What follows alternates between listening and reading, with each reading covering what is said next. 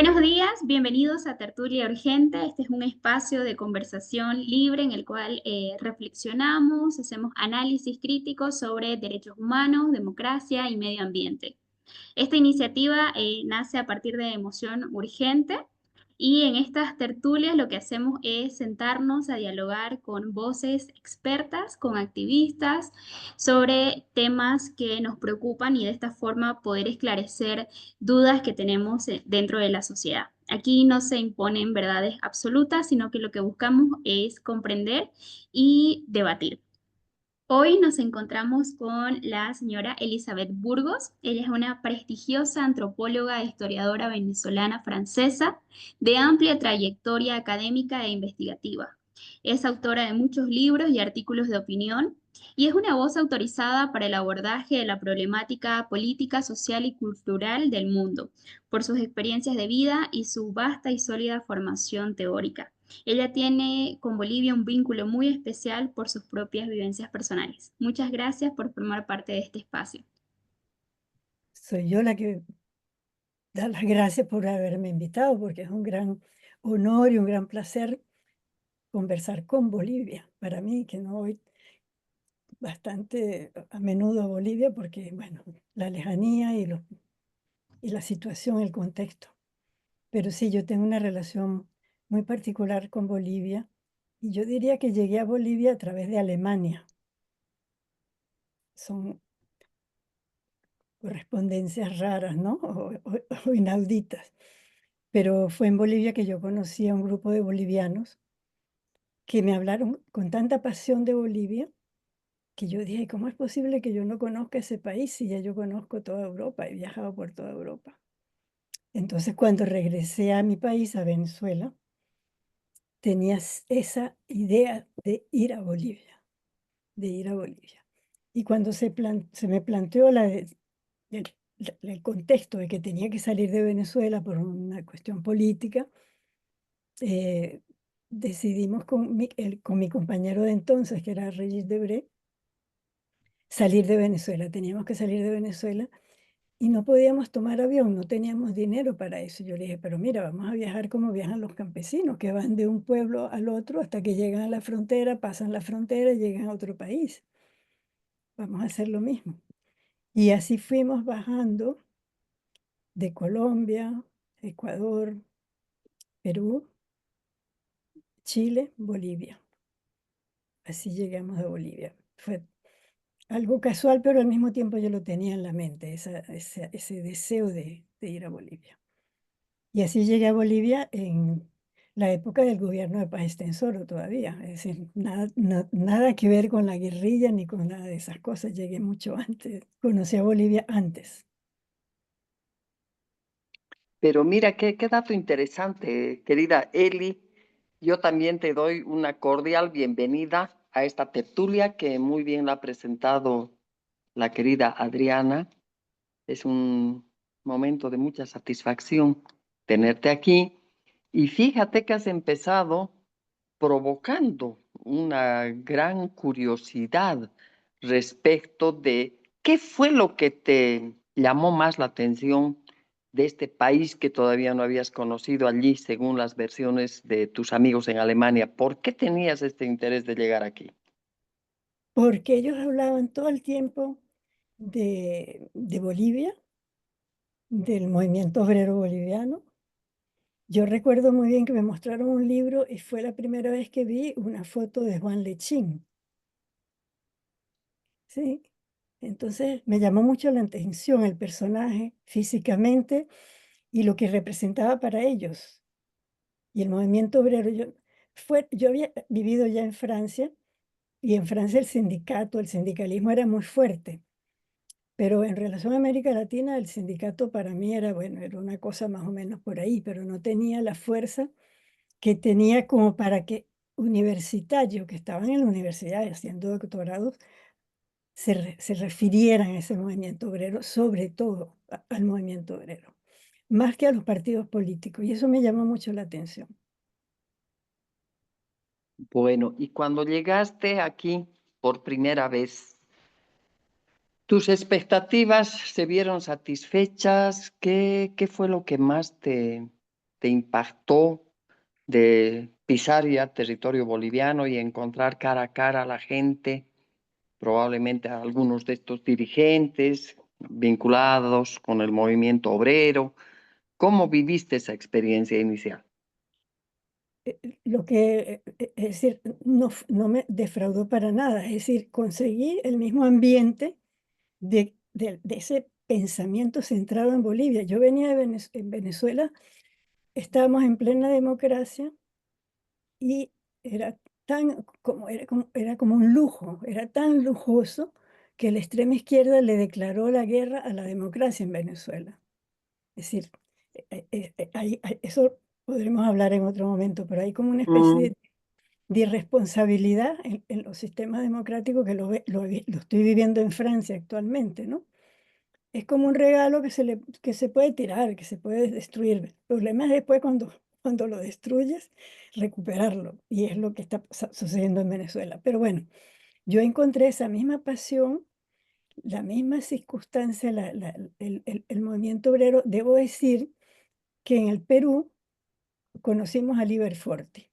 Y fue Liber Forti el que nos dio todos los canales para contactar precisamente ese movimiento obrero y la gente que estaba dentro de eso. Y a través de ese movimiento también conocí UMBO, la Unión de Mujeres de Bolivia. Eso sí que no existía en ninguna parte. Yo no había visto en Europa movimiento de mujeres, menos en América Latina, y allí encuentro un movimiento de mujeres. Casi todas, la mayoría eran del magisterio, era un sindicato muy fuerte en esa época. Ya estaba en crisis el movimiento, el gobierno de Paz Extensoro, era su segundo gobierno, es decir, estaban en pleno proceso electoral, se estaba de nuevo presentando a la elección como presidente. Juan ah, Lechín estaba de vicepresidente, pero estaba en la oposición. Cuando conocimos a Juan Lechín por primera vez, cuando lo vimos por primera vez, estaba en Oruro haciendo huelga de hambre contra el gobierno. Es decir, son cosas inauditas. Por supuesto que un vicepresidente esté haciendo huelga de hambre contra el presidente, ¿no? Y sí, claro, entonces, surreal, ¿no? Surreal. luego, sí, claro, entonces los contactos con mis amigos de Alemania, ya había uno que había regresado, que era el Loro Vázquez, que fue el primer muerto de la guerrilla de Bolivia, del Che Guevara. Y, y a través de los contactos que Líber nos había dado, entramos a las minas, fuimos al siglo XX. Claro, en siglo XX conocimos a todos los dirigentes obreros de la Federación de Mineros. Nos acogieron muy bien, por supuesto, y incluso a mí me dejaron entrar a la interior mina cuando a las mujeres no se les permitía. Claro, era prohibido, pues, porque se había la creencia de que las mujeres hacían que las vetas se escondieran. Sí, sí. Tal vez como yo no era boliviana, dijeron, bueno, A No esta no se le aplica. escapan las vetas. Claro, claro, qué no, interesante, ¿no? sí. Fue apasionante ese encuentro con Bolivia. A tal punto que yo no podía regresar a Venezuela porque me estaba involucrada en ese movimiento de la guerra contra la democracia de una forma inconsciente totalmente. Y mi compañero regresó a Francia porque él tenía que presentar sus exámenes que había abandonado, ¿no? Y ahí me ocurrió algo muy interesante, que fue que conocimos a René Zabaleta Mercado, que era ministro de Minas y Petróleo, era el enfant terrible del gobierno, puesto que tenía 28 años, era un Mm, intelectual muy brillante, una de las personas más inteligentes que he conocido, y he conocido bastante, ¿no? Y René me dio trabajo en el ministerio. Así que trabajé en el Ministerio de Minas y Petróleo de Bolivia durante un tiempo. mira tú, como si fueran unas casualidades tan sospechosas de algo más, ¿no? Que llegas a Bolivia porque te interesa el movimiento obrero, que es esencialmente minero, y puedes visitar las minas y ya te acercas a gente como Lechín, pero además acabas trabajando temporalmente en el Ministerio de Minas. Era como si en tu vida hubiese un signo para que tomes un vínculo que no se ha roto pese al tiempo hasta ahora, ¿no? Ahora tú nos has Ay, no, no, mencionado no, algo muy no, no. importante, querida Eli, y lo hemos comentado alguna vez, pero me gustaría que des tus impresiones, ¿no? Ese movimiento de mujeres, ahí estaba doña Delia Quesada, ¿no? Sí, Que ella me luego adoptó. volverías a encontrar bajo unas circunstancias que nos puedes contar ahora. Pero me gustaría que nos compartas tu impresión sobre esas mujeres en lucha. ¿En lucha por qué? ¿Con quiénes? ¿Cómo las encuentras? ¿Qué destacas de ese movimiento de mujeres? Es que conocí los hijos de Delia Quesada. Fue a través de ellos que estaban involucrados en el Partido Comunista y en la época se estaba dividiendo el Partido Comunista entre, como decían, los llamaban, entre los pequineses y los moscovitas. Claro. Y ahí Entonces, estaba Marcel. estaba Marcelo Quesada y estaba Guido Quesada, con el que hicimos una gran Los amistad. pues. Y a Marcelo yo Ujú, lo había conocido también en Alemania. Y a través de ese, el medio del contacto con su hermano, con Guido. ujú. Guido, por supuesto, pues me presentó a su mamá, a sus hermanas, estaban todas involucradas en él. Ellos se reían un poco de ella y decían, ahí están las mujeres reunidas con las masas. Las masas era que tomaban té y a los dulces en Bolivia los llaman masas o masitas. Masitas, claro. Y entonces ellos decían para burlarse, ahí están reunidas las mujeres con las masas, como diciendo nosotros tenemos las masas obreras y ellas tienen a las mujeres, ¿no? Pero bueno, pero de todas maneras ellas se implicaban mucho en los movimientos políticos sindicales, porque además el movimiento de maestras era muy fuerte o de maestros, porque Guido Sí, era maestro también, es decir, él estaba en ese movimiento sindical. Y bueno, ellas hacían cosas, publicaban boletines, eran muy activas, eran muy activas. Y lo que sucede con esos movimientos latinoamericanos, por lo menos los que yo conocí, los de ahora no sé, estaban muy involucradas en la vida política, no había una división entre hombres o mujeres o lucha contra los hombres, ¿no? Había unas reivindicaciones de salario igual, de todas esas cosas que me parecen totalmente lógicas, pero no había enfrentamiento, no había lo que existe hoy, que hay una especie de guerra civil entre hombres y mujeres con los movimientos claro, actuales, ¿no? claro. Y eso mismo se ve luego en el movimiento de las amas de casa mineras, ¿no? Las conocí porque cuando estuve en las minas, ahí estaban ya las amas de casas mineras, ¿sí? Que también tenían esa circunstancia, ¿no? Ella era un movimiento de mujeres, pero al mismo tiempo era muy solidaria del movimiento político. Es decir, no del movimiento con los hombres, sino del movimiento político que estaba viviendo el país. Y participaban con ellos. Ahora, claro, habría que estudiar un poco más, digo yo, los obreros y especialmente los mineros.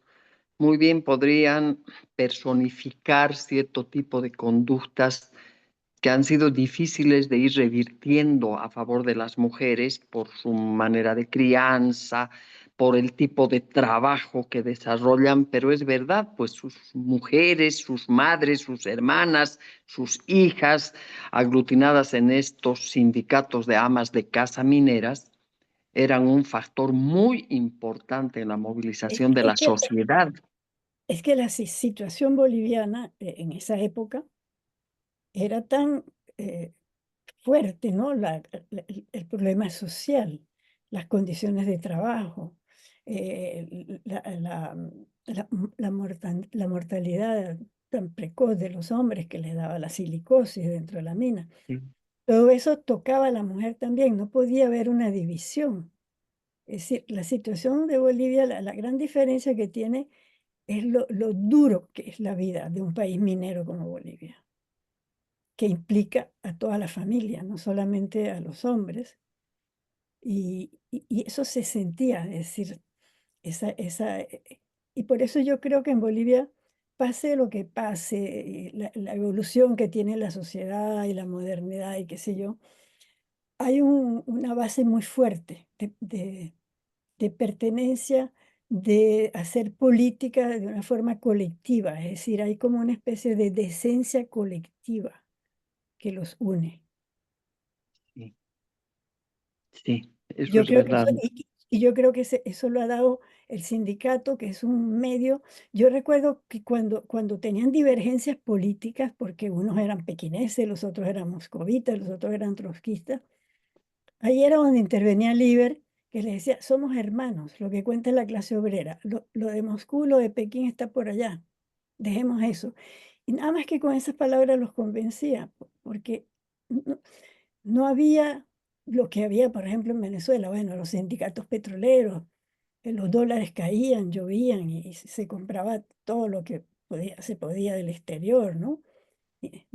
No tenía nada que ver, el contraste era tan grande y yo digo, esa situación tan dura de trabajo, porque Bolivia es como una gran mina, por eso Santa Cruz se diferencia por la agricultura, por el clima que tiene, qué sé yo, pero el resto es muy árido, es muy pedestre, es duro, Claro que sí, y un es país duro. alto, es frío, Sí, es una hazaña sobrellevar la vida, sí, sí, sí, sí. ¿no? Esa es la verdad. Las opciones son más limitadas, precisamente, las alternativas que se tienen. Y desplazarse, yo recuerdo, ya Claro. era durísimo tomar un autobús a las 5 de la mañana para hacer 12 horas de viaje, para hacer, no sé, 100 kilómetros, que en Venezuela se hacían 30 minutos, en 60 minutos, en Bolivia, o sea, son varias horas, ¿no? Así es. Y, Ahora, y vi también esa vida austera, me gustó mucho Bolivia por eso, por lo dura que era. A mí me gustan las cosas duras, difíciles, verdaderas. O sea, nací en el Caribe, pero soy poco Caribe, no le tengo mucha atracción a eso. Dura, recio, la gente más fuerte y, y con un pensamiento mucho más, yo diría, sólido, ¿no? Yo claro, lo veo desde el punto de esa fuerza inquebrantable de querer salir adelante, esa fuerza boliviana de no rendirse nunca. No rendirse y hay como una especie de, no hay esa cosa inmediata, la inmediatez que hay en el Caribe, sino ir reflexionando, ir organizando las cosas. Y es como cuando se pone en marcha una oposición, es como un motor que está trabajando debajo de la tierra, que va acelerándose, acelerándose, poco a poco tiene su ritmo, hasta el momento en que se expresa, ¿no? Y se unen diferentes sectores sindicales, de partidos, lo que sea, llega un momento en que se unen todos, como cuando hubo el último movimiento, ¿no? Que obligó a Evo Morales a huir del país y al gobierno. claro. Y Eso esto, fue ejemplar, ese movimiento fue ejemplar. Movimiento de las pititas, además, con esa. Yo tenía que claro, explicarle a la gente, porque nadie sabía lo que eran las pititas. Yo tenía que explicar. sí, pero claro, claro. Y lo paradójico es que justo el hombre que luego renunció y se fue llorando fue el que bautizó al movimiento como el movimiento de las pititas, Sí, porque sí, dijo que era un bloqueo ridículo, hay que sí, enseñarles a sí, bloquear. ¿Qué es eso con unas pititas? Y ahí están las pititas, todo lo que sí, sí, la lograron, pero histórica, sí. tienes razón. Eso viene de esa larga historia de lucha social en la que la Central Obrera Boliviana y su corazón, la Federación de Mineros, tienen muchísimo que ver. Si volvemos a Líber, yo creo que él definía muy bien esto, ¿no? Él decía, la Federación de Mineros y la COP con ella eran la expresión de las expectativas, de los intereses y de la lucha de todo el pueblo boliviano. Y ahí radicaba su fuerza. Y Filemón Escobar decía algo también muy interesante. De hecho, lo escribió en un libro que me dedicó alguna vez y decía que el prestigio de la Federación de Mineros y de la COP se debía a la independencia que había mantenido respecto de los partidos y que esa independencia era producto de esa presencia, tal vez en solitario, de Líber, ¿no? Que se las arregló para acompañar a través de la asesoría cultural de la Federación de Mineros un largo recorrido de estas dos organizaciones matrices que luego han sido completamente maltratadas y pervertidas y que se han convertido en unas grotescas caricaturas que hoy día no convocan absolutamente a nadie, pero son funcionales a los intereses de estos que están asediando permanentemente a la democracia. Pero volveremos un poco a tu experiencia en Bolivia. Tú luego vuelves, ¿no? Vuelves bajo otras circunstancias, estás en Bolivia. Cuéntanos un poco eso, querida Eli. Después, sí vuelvo cuando, de- cuando la guerrilla del Che Guevara, porque eh, fuimos invitados a Cuba, mi compañero y yo, y nos encontramos ahí. Yo, por lo menos, yo yo hubiera preferido más quedarme en Bolivia si no hubiera habido el golpe de Estado que ir a Cuba. Cuba nunca me interesó mucho, porque para mí Cuba era, bueno, que sí, muy bien, estaba ahí Fidel Castro, la revolución, pero era como Venezuela, es decir, un país caribe. Aunque en Claro. Venezuela hay una parte andina. Venezuela es mucho más compleja de lo que uno se imagina, porque hay la parte andina y hay la parte también amazónica. Y la parte andina es muy particular y tiene mucha relación con lo que es el mundo andino, boliviano. No tanto, pero sí lo hay, ¿no? Sí, Pero bueno, como el país y la capital y las capitales están en la zona del Caribe, entonces es lo que le da eh, la, ¿cómo diría? La imagen al país, ¿no? Pero llegamos a Bolivia, a Cuba, y nos invitaron a participar en el concurso literario Casa de las Américas, pero al mismo tiempo estaba allí la Tricontinental. La conferencia tricontinental, que es algo que no se conoce mucho, todo el mundo lo ha olvidado, pero fue algo muy importante, porque la Tricontinental fue una conferencia que unió, que a- acogió en un gran, eso duró como una semana más o menos, tal vez 10 días, a todos los líderes de África, de Asia, de América Latina, los líderes que estaban, sobre todo de África y del Asia, que estaban en, en guerras de liberación anticoloniales. Yo diría el gran es decir, la forma como Fidel Castro, que era un hombre de una gran inteligencia, vio cómo él podía ejercer un liderazgo, era convirtiendo a América Latina en una zona colonizada también, para meterse en esa cola de gente que sí estaban colonizados, los africanos sí estaban en guerras de verdad coloniales, los asiáticos también, el Vietnam estaba siendo bombardeado por los americanos, es decir, ahí había una guerra real.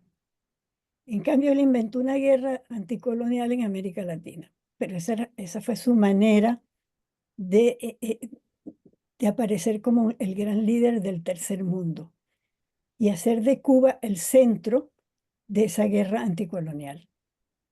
Fue muy interesante porque ahí estaba todo el mundo, estaban hasta los Black Panthers de Estados Unidos. Había los movimientos del Quebec libre, es decir, ahí había todo el que tenía la más mínimo deseo de independencia, ¿no? Y de lucha por la independencia.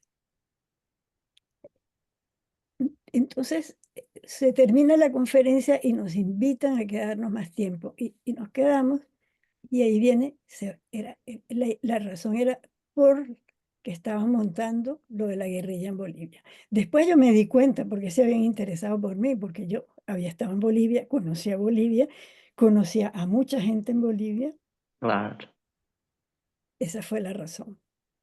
Y por eso me encontré involucrada en esa historia y por eso llegué a Bolivia una segunda vez cuando ya al Che Guevara había sido vencido, ya había muerto en Ujú. esa guerrilla y Regis Debray estaba preso. Sí. Y entonces fue cuando Fidel Castro decidió que fuera a Bolivia, porque ya no habían problemas de seguridad. Es decir, mientras estaba la guerrilla andando y el Che Guevara vivo, yo no podía salir de Cuba por razones de seguridad, porque seguramente me tomarían presa bajo Claro. cualquier pretexto para interrogarme la CIA, ¿no? Que estaba muy interesada en saber qué era lo que pasaba ahí en Bolivia, porque seguramente se sorprendieron seguramente fue sorpresiva la guerrilla, porque era un país donde no se esperaba que surgiera la guerrilla, se esperaba en el Perú o en la Argentina, pero no en Bolivia. Pero bueno, ya eso es otra historia. Bueno, y en esa disyuntiva entre democracia y revolución, porque al final las guerrillas se proyectaban a eso, tú en aquel momento mantenías vivo el entusiasmo por el camino revolucionario, ¿no? Pero después, ¿qué recoges? ¿Qué sabor te deja esa etapa, ¿no? De vinculación con la guerrilla después de todo lo que ha pasado? Mira, yo nunca tuve mucha ilusión con la guerrilla. Y fíjate que Reyes escribió un ensayo después de ese viaje que hicimos por América Latina, donde él dice que el único país donde no puede gestarse una guerrilla y tener éxitos en Bolivia, porque en Bolivia hay un movimiento obrero, un movimiento muy politizado, y que está en ese ensayo. Lo que pasa es que la gente ya no lee las cosas. Pero claro, en Cuba, cuando te montan la guerrilla, te meten ahí, yo lo dije en Bolivia, y Liber también, porque ellos nos pidieron listas de amigos a quien invitar, y por supuesto que invitamos a Liber, y vino René Zabaleta también. Y de los dos personas que se atrevieron a decirle a Fidel Castro que eso no podía funcionar en Bolivia, fue Liber y fue René Zabaleta. Y por eso, después que se publicó el libro Revolución en la Revolución, donde sí ya Reyes entra dentro de la teorización de la guerrilla, Mm. ya no habla de Bolivia, sino de cómo formar la guerrilla, cómo hacer la guerrilla, es decir, un libro teórico sobre la guerrilla. Yo hice que se publicara después en la misma colección el libro de René Zabaleta sobre la cuestión de la conciencia nacional. Pero por supuesto no lo leyeron, y si lo leyó alguien no lo puso, digamos, no pensó que podía servir para analizar la situación de Bolivia del momento. Pero yo nunca estuve, yo veía con mucho recelo eso, porque conocía Bolivia y conocía el movimiento obrero y sabía cómo funcionaban los bolivianos políticamente. Claro, digamos que tú Y, estabas siendo, incluso se lo dije, yo lo dije allí, se lo dije a los cubanos. Es decir, no es que quiero ahora tratar de justificar nada. Yo estaba ahí, soy responsable como todo el que se metió en eso. Pero yo nunca tuve mucha ilusión por la forma como yo me compenetré con el movimiento obrero, el movimiento político boliviano, el pensamiento boliviano, la forma de actuar de Bolivia. claro, y seamos sinceras, pues querida, de hecho, si uno es marxista, por lo menos si asume el marxismo tal y como es, entenderá que la realidad es uno y las ideas dos y no al revés, ¿no? Yo nunca Con mis funcioné como ideas, marxista. Yo nunca funcioné como marxista, de verdad. Me aburría muchísimo el marxismo, ¿sabes? pues, Yo es prefería que la literatura. es aburrido, pues, Yo prefería la literatura, la historia, la antropología. Y y por eso, ganaste mucho. y por eso me entendía también con Liber, porque Liber sí fue para mí una influencia política, no el castrismo, para nada. Claro que sí. Fueron más importantes para mí. Mira, en esa época yo era muy joven. Liber, el movimiento de mujeres, ¿tú entiendes? Estamos hablando de alguien muy joven que llega, toda esa gente era mucho mayor que yo. Sí. Claro, hay que ver y yo llego a Cuba y yo veo el machismo que veía yo en Venezuela multiplicado por miles. ¿Por qué? porque todo el mundo vestido de militar y la apologética del machismo era así, pero permanente. Ya, de hecho lo tienen, pero aquello era, ya te puedes imaginar, héroes admirados por todo el mundo.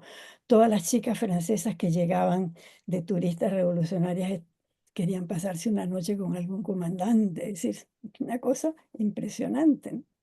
Claro. Entonces, eso también para mí fue un choque, ¿no? Porque yo era ¿Cómo no? latinoamericana, yo no era europea y venía del Caribe, es decir, yo conozco el Caribe, yo sé cómo funciona y cómo piensa. Claro que sí, claro que sí. Ahora, ese El respeto, bagaje, el gran respeto que yo sentía en Bolivia, esa mm, forma de tanta, ¿cómo decía? Urbanismo, ¿no? Ser urbanos, ser educados, ser la eso, cortesía, la sí, cortesía, eso en el Caribe a mí me choca mucho además, esa forma de querer ser espontáneo y ser demasiado exuberante, ¿no? Entonces, pero eso tal vez viene del lugar donde yo no soy de Caracas, yo vengo de una ciudad que es una especie de término medio entre los Andes ah, y el Caribe, que tiene la forma de ser, como dicen en Venezuela, mantuana, es decir, conservadora, la gente es más tranquila. eh, sí, viene también de eso, de la formación, de la influencia. claro que sí, claro que sí. Ahora, ¿por qué este bagaje histórico de lucha social tan especial de Bolivia ha caído en el olvido y en el anonimato? Domitila Chungara en algún momento ha sido un personaje conocido y reconocido internacionalmente, ¿no? Lo mismo que Juan Lechín y todo el movimiento minero. Pero ahora Bolivia no cuenta para nada, ni para bien ni para mal, ni lo que pasó aquí ni lo que está pasando aquí. A mí me llama la atención un poco en son de raga. Alguna vez hablamos con los amigos y decimos, ni siquiera en materia de narcotráfico se habla de Bolivia, ¿no? O sea, No, no existe Bolivia. ¿A qué se debe este anonimato en el que ha caído el eso país? se debe a los propios bolivianos. Porque se habla de un país porque la gente del país habla de su país y lo hace sentir, sobre todo en esta época de comunicación y de presencia física y de performance. Entonces, los bolivianos son muy discretos, además, siempre lo han sido. No es nuevo, mira, la revolución del 52 es un hecho muy importante y nadie la toma en cuenta. Se habla de la Revolución Cubana, la Revolución Mexicana, La pero que Revolución Mexicana, exacto, y no se menciona casi la boliviana. y la de Bolivia para mí ha sido una de las más radicales. Pero claro, no fue propiciada por Moscú ni por centros de comunismo. Entonces, también hay que tomar en cuenta eso, es decir, el aparato de publicidad mundial que tiene el comunismo, que ya no es comunismo, pero que viene de allí y que allá hay una escuela, una forma de hacer propaganda, una forma de moverse y de tener gente en todos lados. Entonces, esa revolución era, imagínate tú, no era internacionalista, sino nacional. Esa parte también me interesó mucho y claro, imagínate, conozco el gran teórico de la cuestión nacional que fue René Zabaleta Mercado. Claro. Entonces, Claro, pues, es una maravilla que hayas tenido vínculo con él, que nos ha quedado como uno de los intelectuales más importantes, ¿no? De sí. hecho, sus obras hasta ahora son un referente, por lo menos en algunos círculos, pero tú dices bien, al final somos nosotros mismos los bolivianos, que no sé si es por una modestia especial, por negligencia, quién sabe, o incluso por una mentalidad colonial que nos sentimos que somos tan poca cosa que no tenemos nada para mostrar a nadie, que guardamos en silencio lo que Pero deberíamos eso no es comentar, colonial. Pero la discreción no es colonial, eso no tiene nada que ver con lo colonial. pero se Eh, puede eh, caer en eso, ¿no? no, yo no creo. Yo creo que los países y los pueblos tienen momentos en que se sabe, es decir, pienso que Bolivia, el golpe que tuvo después de haber salido del MAS y volver a caer en eso, es un golpe muy fuerte que hay que asimilar. Entonces, ¿qué vas a decir de eso? Es decir, es tan complejo lo que puedes decir que nadie lo va a entender. Sí, es Entonces, verdad. eso hay que asimilarlo y hasta ahora no se ha hecho porque hay muchas cosas ahí. Está presa Yanina Áñez, no es el momento de hacer ¿cómo decir? Una análisis crítico porque se han convertido en víctimas, está Camacho, es decir, están presos, no sé, es decir, eso demanda un trabajo de reflexión y de recomposición del movimiento. El- yo siento que hay como una especie, no es de vacío, pero de un momento en que hay que comenzar a reunir la fuerza y recomenzar de nuevo esa forma de especie como de fuerza que va, como sucede siempre en Bolivia, esa fuerza que va muy por debajo, uniéndose y actuando como una especie de fuerza subterránea hasta que un día se da. Y yo siento que se habla un poco tomando el ejemplo de Venezuela, de hacer unas primarias, de tener un liderazgo, es decir, hay ideas que circulan en ese sentido. Y yo creo que se está en esa fase, no se pueden. Bolivia tiene sus digestiones políticas y sociales. Y yo creo que eso vendrá, pero tiene que irse formando, no hay que precisamente eh, eh, tratar de inventar algo porque hay que inventar y porque hay que hablar. No, eso no sirve. En Bolivia eso no sirve. La cosa Así tiene es. la cosa tiene que, es como la agricultura. Tú siembras algo y tienes que esperar que crezca la planta. Entonces, no la puedes hacer crecer de repente. Hasta ahora, no. Y Entonces, en ese proceso de digestión que mencionas, que me gusta la palabra, yo creo que hay que reunirse para recordar juntos y explicarnos juntos lo que hicimos y lo que no hicimos y lo que ha pasado. claro, claro. Sobre lo del 2019, yo conozco dos trabajos apenas.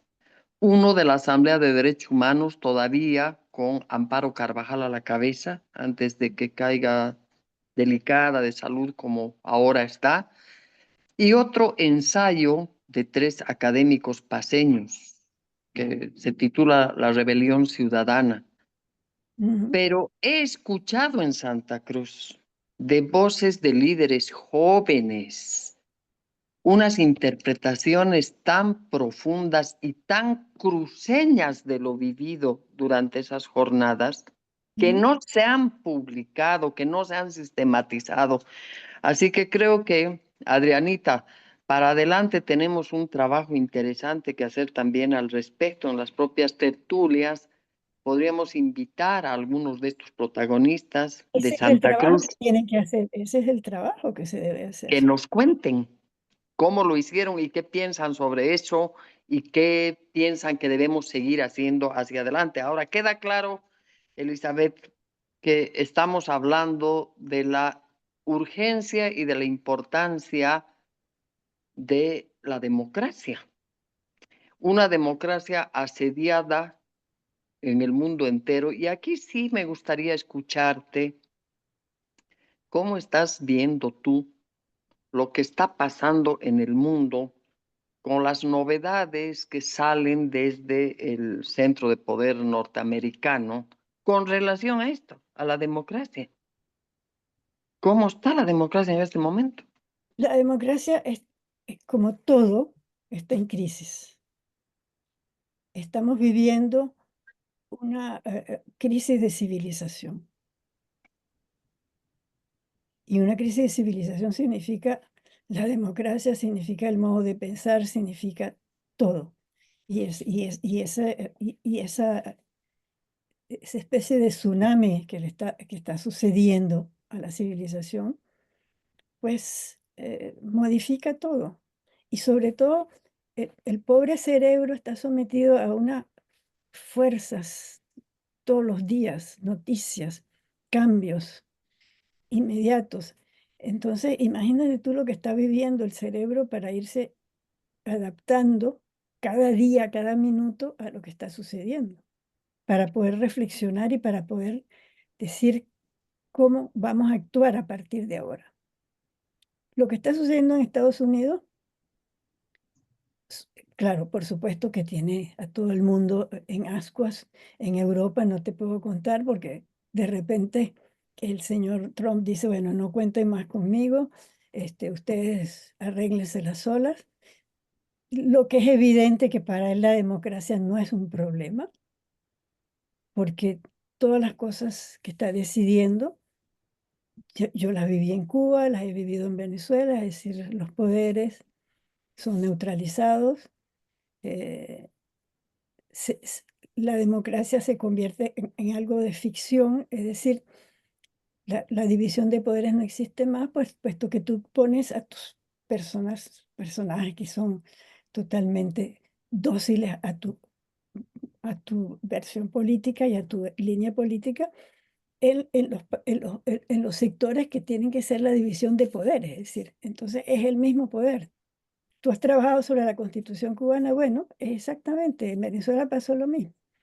La democracia se convierte en una fachada que sirve, es una nueva versión, que sirve para crear gobiernos autoritarios y totalitarios, constitucionalmente.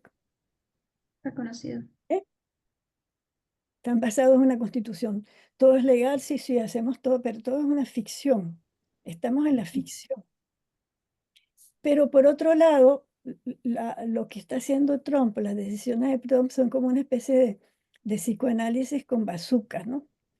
Porque de repente ha hecho reaccionar a los europeos. A lo mejor él no pensó que iban a reaccionar así. Dijeron, sí, sí, tenemos que. Entonces, sí, si él va a salir de la OTAN y vamos a destruir la OTAN, que él dice que él lo mantiene, que Estados Unidos, es cierto que Estados Unidos da y colabora muchísimo, pero el 60% de las armas que compra Europa se las compra Estados Unidos. Es decir, no es una, no es una dádiva total, Claro, ¿sabes? Ujú. Cuando habla de que toda la ayuda ellos se la han dado a Ucrania, la Unión Europea ha colaborado con más que Estados Unidos con Ucrania. Entre los 112.000 millardos de dólares de Estados Unidos hay 130 de Europa, es decir, pero claro, se oye más su voz porque es la voz de la primera potencia del mundo y además él físicamente y psicológicamente, porque hay que ver cómo él funciona psicológicamente. Pero, pero a mí me parece muy positivo porque muchas cosas él está poniendo las cosas en su sitio. Lo hace de una manera violenta, sin mucha educación, son pero yo digo que eso es un golpe de realidad y no está mal que eso suceda. No está mal que la gente se busque sus medios para defender su democracia. No está mal que la gente se busque sus medios para que funcionen las ONG, que algunas no son muy honestas, pero las que son honestas también. Está bien que revisen las ayudas de la Está bien. USAID porque mucha gente la ha convertido en una profesión de recibir esa ayuda, entonces se convierten en profesionales de los derechos humanos y son funcionarios que no hacen muchas, que no son muy positivos. Pero sí, hay mucha gente que va a sufrir, es cierto, pero yo digo, no está mal que venga ese baño de realidad y que la gente reaccione. Y finalmente, yo no sé si se dará cuenta, pero al final le está quitando poder a Estados Unidos. Porque ese poder que ellos tenían, porque daban ayuda, porque estaban presentes en todas partes, ahora no lo van a hacer. Bueno, eso le quita poder. Ahora, yo me pregunto, digo, bueno, pero, porque es una, mira, hay que ver que ese tipo de gobierno se ha dado sobre todo en América, porque el comunismo no liquidó a Rusia. Fueron a la luna, crearon una estructura de- de- económica, ¿no? Por lo menos eh, fábricas y máquinas y exportaban cosas. Eso se ha dado de destruir un país porque se está haciendo una revolución, se ha dado en Cuba, en Venezuela, y ahora, no sé, yo veo, veo con preocupación lo que puede pasar en Estados Unidos. Claro, ellos tienen una tradición democrática que no tienen los países latinoamericanos y tienen fuerzas para luchar, y me imagino que va a haber reacciones, pero creo que el daño puede ser fuerte para Estados Unidos. El daño puede ser fuerte. En todo caso, en lo que yo veo que está sucediendo en Europa, veo la reacción tan rápida de los europeos, de la Unión Europea. Ya, mañana hay una reunión aquí en París de todos los jefes de los ejércitos de Europa.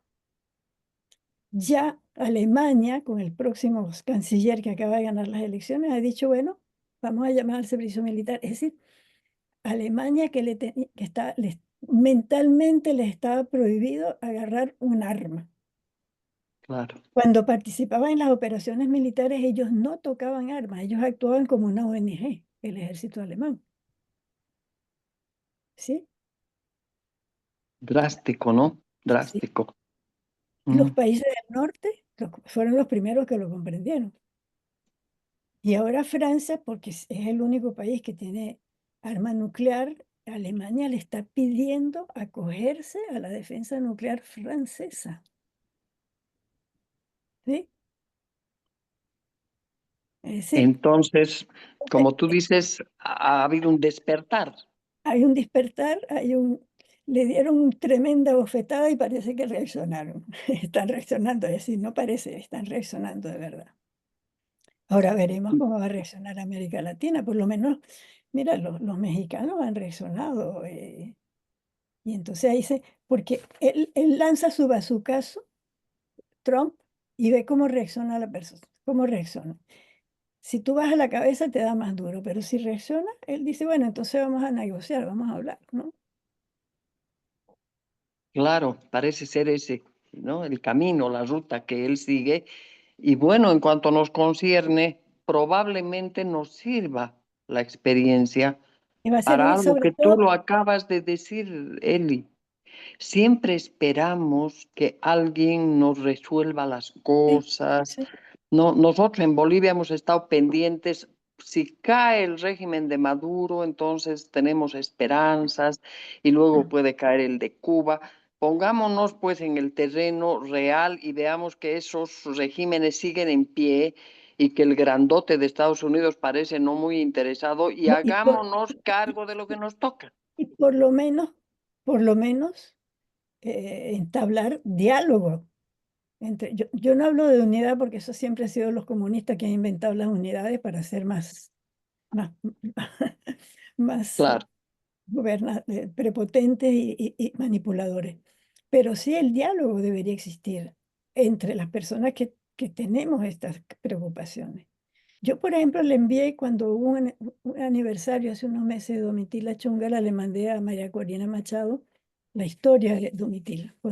Y ella me agradeció, me dijo, "Ah, eso me reconforta mucho conocer historias como esta". Entonces, y fíjate, vi un video de las feministas bolivianas donde hablan, no la mencionan, mencionan a varias que han participado en los últimos, pero a ella no la mencionan. Es decir, hay como una especie ¿cómo decir?, de poca conciencia de la historia y del acervo que tienen histórico en Bolivia.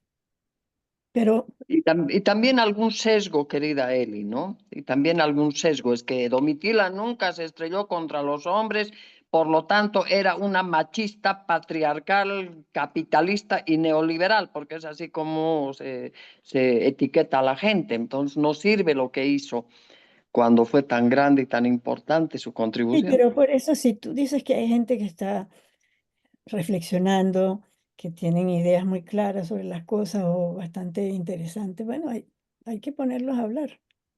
y yo creo, mira, aquí hay un sitio de X y de Internet que se llama Ucrania Desk.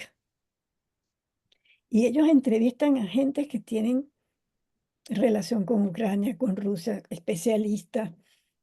Y todo eso tú lo ves en Internet, yo lo recibo todos los días. Y tú Está entras bien, en el X de ellos y ahí están. Y buscan otras personas que no son ucranianos, es decir, no se quedan en la endogamia. está Y, bien. y buscan periodistas que son especialistas del tema. Y lo hacen, y todo el tiempo están funcionando así.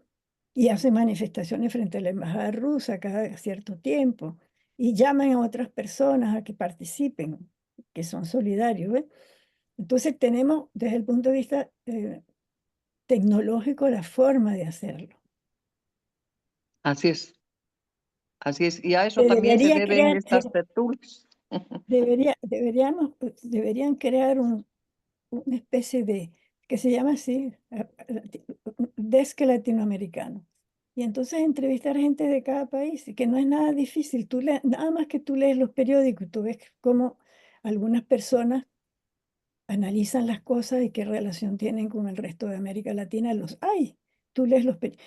Yo leo, a mí me mandan los periódicos de Argentina, de Chile, de Uruguay, del Ecuador. Mira todo lo que está pasando en esos países Así es, después de las nuevas elecciones. Entonces, eso hay que hacer un sitio donde uno pueda ir para informarse de eso, un sitio donde uno no esté buscando por aquí, por allá, sino tú los pones ahí,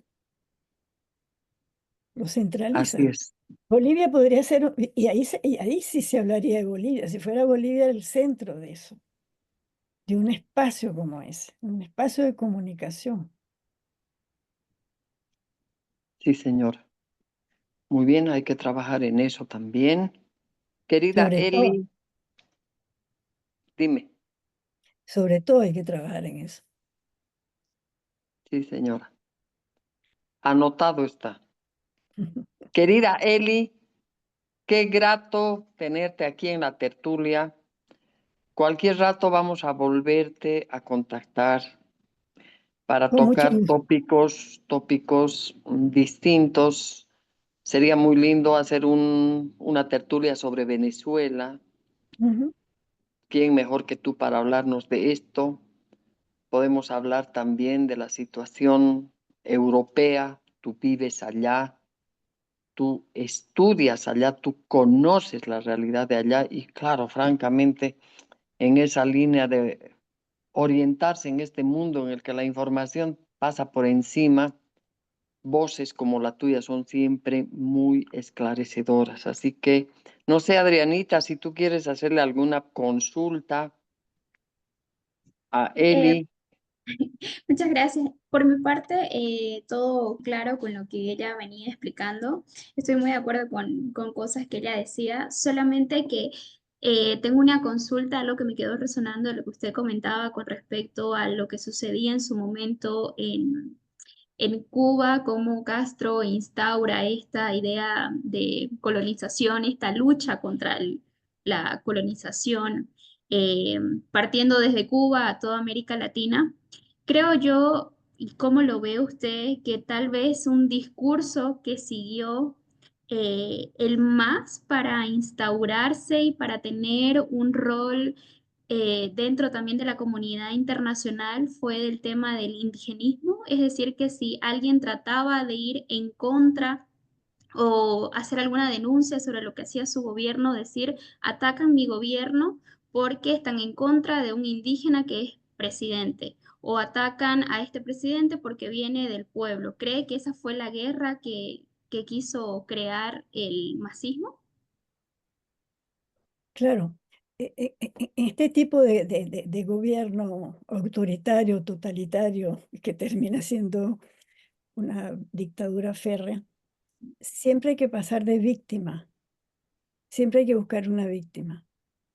Y yo creo que la idea del indigenismo le vino a Fidel Castro cuando fue al Ecuador, cuando tomó el mando, Rodrigo Borja, él asistió Y enseguida comenzó a pensar, bueno, ¿cómo puedo meterme en este gobierno y entrar a hacer el entrismo, ¿no? El entrismo es una forma de actuar precisamente de cómo entrar dentro de las estructuras democráticas, apoderarse de ellas para utilizarlas. Entonces, estábamos en casa de Osvaldo Guayasamín, el gran pintor ecuatoriano. Yo había ido a la toma de mando con la delegación francesa, con el presidente Mitterrand y la señora Mitterrand. Y hubo una reunión en casa de Guayasamín y estaba la señora Mitterrand, estaba la delegación francesa y llega Fidel Castro. Y también estaban los que iban a ser los próximos ministros, sobre todo el ministro de Educación, que estaba casado con una hija de Guayasamín. Y ahí llegó Fidel Castro con siempre la historia de la campaña de alfabetización, porque la campaña de alfabetización integra todo lo que es ideológico y la manipulación ideológica. Y cuando él dice la campaña de alfabetización, entonces yo le pregunto al futuro ministro de Educación, ¿y en qué idioma vas a hacer la campaña de alfabetización? Y Fidel Castro se sorprendió y dice, ¿en qué idioma? ¿Pero cuántos idiomas hay aquí? Ah, sí, hay varios. Están los quechos, están los indígenas del trópico, se quedó calladito. Y eso tiene que ver, claro, y ahí tiene que haber pensado, bueno, entonces hay que meter aquí la cosa indígena, esa es, porque él era así, de una inteligencia, no se le escapaba ningún detalle. Ajá. Cuando yo vi un congreso de sociología en La Habana, y él le pidió a Evo Morales, que todo el mundo sabe que es una persona que no tiene mucha formación académica, creo que fue hacer el discurso de inauguración o el discurso de clausura. Yo dije, ya está, ya sé, ya yo sé lo que va a pasar en Bolivia. Ya, y ahí lo tienen. Y yo añado una cosa, Eli y Adriana, que la he vivido directamente.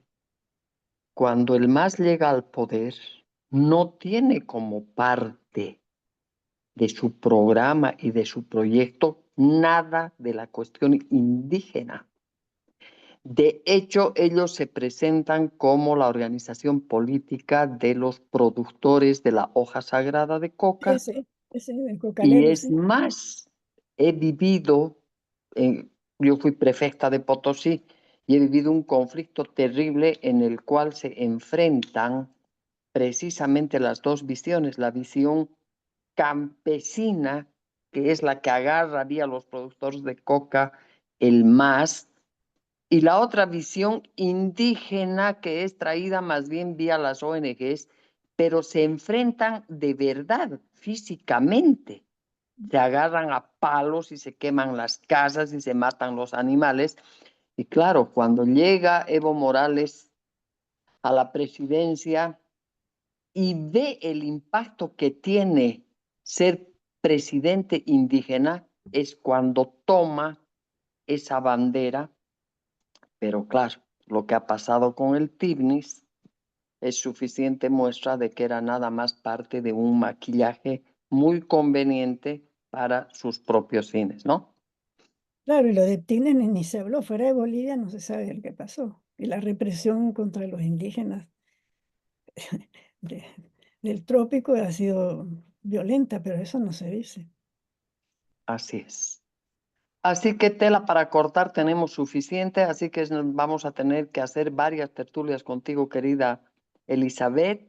Quiero Un gusto. agradecerte por tu tiempo, por tu generosidad al compartir tus experiencias, tus miradas. De verdad que me siento muy contenta de que hayas estado en esta tertulia. Adrianita, te cedo ya la palabra para la despedida y el cierre. Conmigo, hasta la próxima, querida Eli. A la próxima. Igualmente agradecerle, señora Elizabeth, por habernos dado su tiempo, sus conocimientos. He aprendido mucho de usted particularmente y esperamos tenerla próximamente en otra tertulia. Con mucho gusto. Y soy yo la que agradezco que me hayan invitado. Ha sido un gran honor para mí.